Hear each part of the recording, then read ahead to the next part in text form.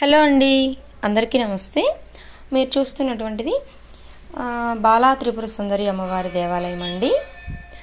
ఈ దేవాలయం వచ్చేసి మనకి శ్రీశైలం వెళ్ళే దారిలో ఉన్నటువంటి త్రిపురాంతకం అనే చోట ఉందండి. ఇది ఎంతో ప్రసిద్ధమైనటువంటి శైవ క్షేత్రమేను. త్రిపురాంతకం కూడా ఇక్కడ ప్రత్యేకత ఏంటి అంటే, ఇక్కడ అమ్మవారు బావిలో అయితే వెలిసారంటండి. అలాగే త్రిపురాంతకేశ్వరుడు వచ్చేసి కొండపైన ఉన్న దేవాలయంలో స్వామివారు అయితే ఉంటారండి. అమ్మవారు కూడా ఉంటుంది పైన. అదేవిధంగా విష్ణుమూర్తి పాదాలు కూడా ఉన్నాయండి. ఆలయం ఎంతో విశాలమైనటువంటి ప్రాంగణంలో అయితే ఉంటుందండి. అదేవిధంగా మనకి ముఖమండపంలో వచ్చేసి ఈ అమ్మవారు బాలా త్రిపుర సుందరి అమ్మవారు దర్శనం అయితే ఇస్తూ ఉంటుందండి. ఈ ఆలయం ఎంతో పురాతనమైనటువంటి ఆలయం, ఎంతో విశిష్టమైనది కూడాను.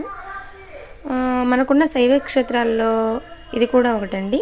త్రిపురాంతకేశ్వరుడు కూడా ఎంతో ప్రసిద్ధమైనటువంటి దేవాలయము. శ్రీశైలం వెళ్ళే వాళ్ళు ఎవరైనా కూడాను త్రిపురాంతకేశ్వరంలో స్వామివారి దర్శనం చేసుకుని తప్పనిసరిగా అయితే వెళ్తూ ఉంటారండి.